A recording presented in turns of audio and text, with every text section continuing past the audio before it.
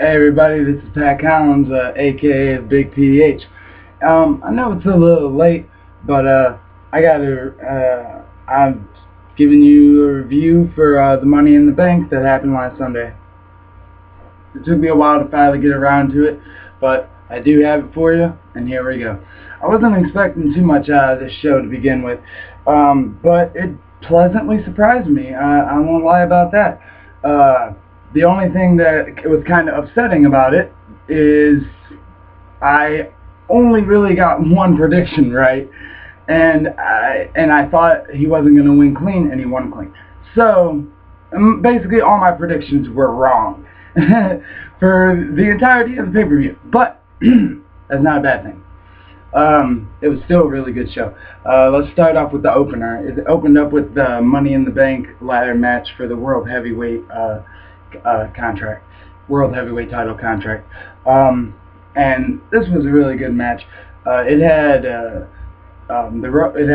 Damian Sandow, Cody Rhodes, Wade Barrett, Jack Swagger, Antonio Cesaro, Fandango, and Dean Ambrose. And these guys, they really went out there and they gave it their all. I thought it was really interesting that Jack Swagger and Antonio Cesaro actually acted like a team the whole match. They did not fight each other at all the entire match. And there was actually one point which was a really interesting spot where Jack Swagger put Antonio Cesaro on his shoulders, and he almost grabbed the briefcase like that, using him as a ladder. And I'd never seen that before, and I thought that was really, really interesting. And there was another really interesting spot with Dean Ambrose. He skinned the cat on the ladder and ended up riding the ladder like a surfboard, and tried to grab the case. But in the end, it was Cody Rhodes who was going like a house of fire, and the crowd was going crazy for him, and he was just an inch away from grabbing that title. And what do you know it, but the intellectual savior of the masses would come and screw over his best friend. And at the time, Cody was bleeding, and that's another weird, interesting thing about this pay-per-view is a lot of people would be bleeding the hard way, which is always crazy. But it was a really good match, and Damian Sandow is your Money in the Bank winner. So it's going to be interesting to see how they push him. Though if Raw is any indication, they're going the Dolph Ziggler route. But the major thing coming out of this match is, of course, Damian, and Cody Rhodes is now a face. So we have that to look forward to. The next match after that was The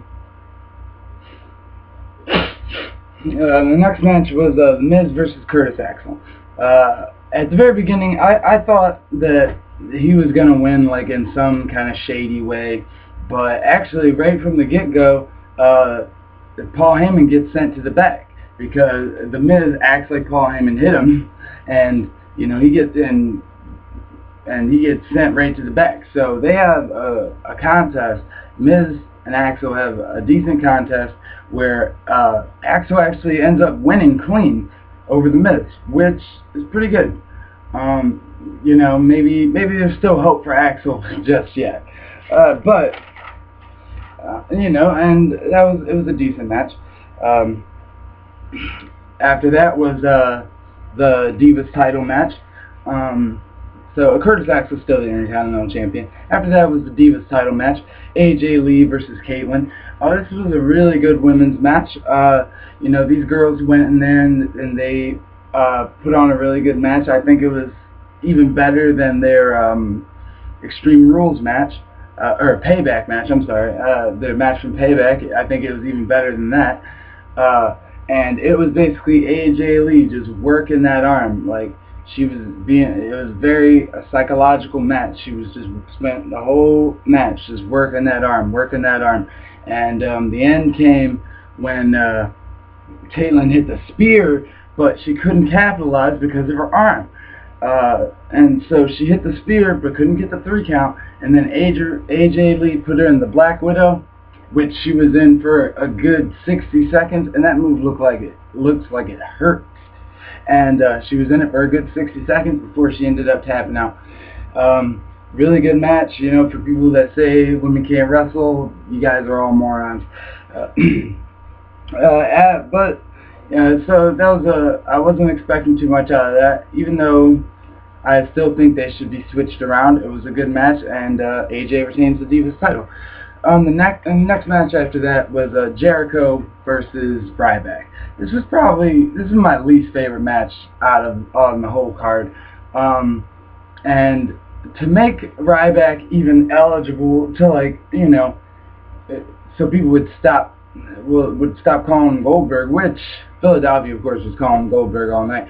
He had to do three things. He had to win, he had to look strong and not look like a bitch, and he had to win clean.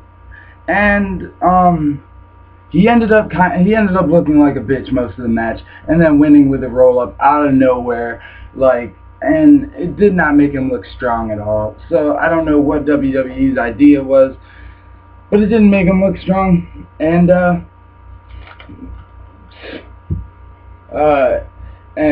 matter, and you know, it wasn't impressive. Like, just because it's a victory over Y2J doesn't mean anything. Like, the Ryback character is basically dead, and it's a sad sight to see. But it's all over but the crying, really. And I imagine he'll be like, I imagine before he leaves, we'll see Ryback cry on live TV. After that, we have the rematch from Payback for the World Heavyweight title, Del Rio versus Dolph Ziggler. These guys put on a really good match. Again, you know, they always do. They're two really talented guys, and they put on a heck of a match, even better than and it told a story. You know, a lot of matches, they don't tell a story, but this one had them playing off their previous matches. You know, especially with the kicks to the head, with Dolph having his concussion. One thing I'd like to point out that's not cool is that when Dolph was hitting his elbows, you know, his trademark elbows, where he gets up and hits the like 10 elbows in a row, Jerry Lawler happened to say, "Oh, well, you know, those did kill me once." No, King, you don't say that the elbows killed you. Even if it is true, even if they did cause you to have a heart attack and die you don't ever say that, ever. You should know better than that. Not even in a joke. You'd never say that. It's retarded. But this was a really good match. Excuse me. This was a really good match. And the ending came when AJ comes out and she dances around the ring, and she's just sitting there, and you know, Dolph's kind of getting distracted from her, and Alberto exposes his knee pad, and so what she does is she runs in the ring, hits him with the belt. He goes down, ref sees it, she hits him with the belt as Dolph was about to hit the zigzag. So he was gonna win, but she runs in, Alberto gets disqualified, wins the match, keeps the title. And that might be the only prediction I got right, because this was the start of them breaking up, which really the only thing I got right. The next match, which I was surprised wasn't the main event, but I guess WWE actually did a really smart thing because they were in Philadelphia, and if they would have had Cena versus Mark Henry as the main event, the crowd would have just shit all over it. And you know what? This match was boring, very boring. Cena only got in like 5 moves of offense. It was mostly just Mark Henry whooping on him, and you know, Cena being Super Cena, being Superman, and winning with the STFU. And so he makes Mark Henry tap like a bitch. And I think this is the last we're going to be seeing of Mark Henry for a while. And you know, and I'm not, and I hate that I'm going to have to deal with 9 months of watching boring ass John Cena matches, and you know, you know, him being the champ for so long. Who knows how long I have the title? But too long is the answer to that. Okay, and now for the main event, the Money in the Bank All-Star match. RVD comes out to a huge ovation. I won't even lie, I marked out like crazy when I seen him. I was like, oh, one of a kind. RVD, yeah, oh my gosh. I was geeking out, like, and, because I'm a huge RVD fan. And so I marked out, and so there's RVD, there's Randy Orton, there's Sheamus, there's CM Punk, there's Daniel Bryan, there's Christian. And, the three people that are getting the hugest ovations: Punk, Bryan, RVD, of course. Bryan's super over, and this was an excellent match. I had said before that this could be considered a match of the year candidate, and I will say again that it's going to be talked about as a match of the year candidate, because it was a really good match. They had some really good spots in it. There was a spot where in the very beginning of the match, it was they kind of like cleared house, and Daniel and Bryan and Punk were the last ones in the ring, and the crowd just went crazy. It was like, you know, two internet darlings. Of course, you know the crowd's gonna go wild for it, but. You know, but yeah, there was some really interesting spots in the match. There was one point where all 6 men were up on 2 ladders, which we've seen before, and they were all fighting on top of the 2 ladders. But then CM Punk grabs the briefcase, swings it, and starts swinging back and forth, and then and nobody knows what to do. And I thought that was really kind of cool. And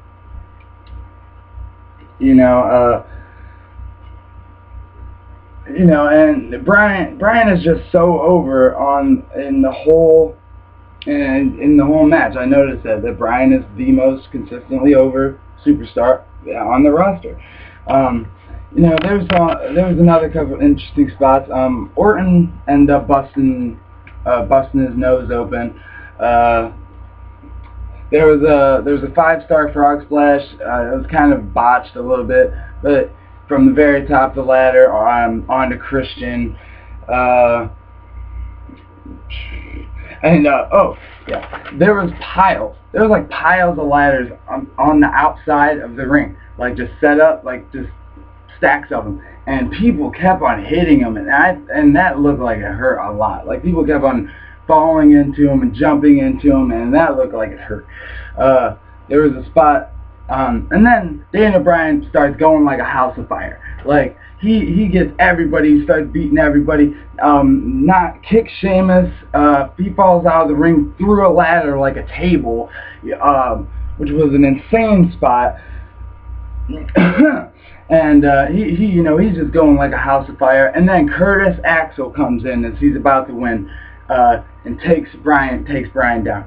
And then Punk gets to go to sleep on Curtis Axel. Paul Heyman runs out. He's yelling at Curtis Axel, who's passed out on the ground, yelling at him, telling him that's his best friend. He shouldn't have came up here. He should have stayed out of it. And so Punk goes up, starts to climb the ladder. He touches it with the tips of his fingers, all the while Paul Heyman's cheering him on. And what happens? He turns on him. Paul Heyman gets in the ring, takes a ladder, throws it at CM Punk, not once, not twice, and then 3 times, throws it at him, hits him right in the face, and all of a sudden, all you see is just blood pouring down. He's bleeding, oh my gosh, the hard way, for real, just gushing down, oh my gosh. And so CM Punk, he's not winning the championship, thanks to Heyman screwing him over, and I'm glad they did the slow build. But now that it's getting on to SummerSlam, they need to get on with the Brock Lesnar CM Punk feud. I understand, and I like how they did it. But the end came shortly after that. RVD climbs to the top. It looks like he's about to win, until Randy Orton grabs him, pulls him off the ladder, and hits the RKO while he's still in midair. Randy Orton goes up, grabs his briefcase. His first ever Money in the Bank briefcase. I don't like it. I don't like that Orton will be the WWE champion. I don't like it because then we're gonna have Cena and then we're gonna have Orton. It's the Breakfast Club all over again, and I don't. And it's funny. My buddy Sean, he was like, "Oh, Randy Orton's he's good. He's becoming a better wrestler. He's having really good matches with CM Punk and Daniel Bryan." Well, that's because that's CM Punk and Daniel Bryan. Randy Orton is not a good wrestler. Randy Orton is not a good character. Hopefully he turns heel. You know, maybe then they might be able to get a little bit of mileage out of him. But until then, I'm not excited about Randy Orton being the Money in the Bank winner. Overall, though, my expectations weren't that high. But so they lived up to him and exceeded him. I thought this was a good pay-per-view, and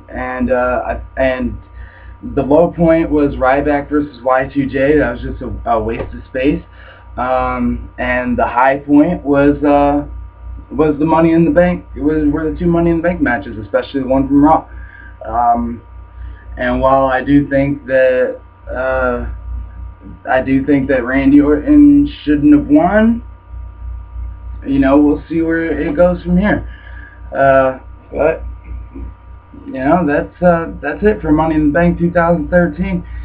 You guys have a great day. This is Patrick Collins. Like me on friend me on Facebook.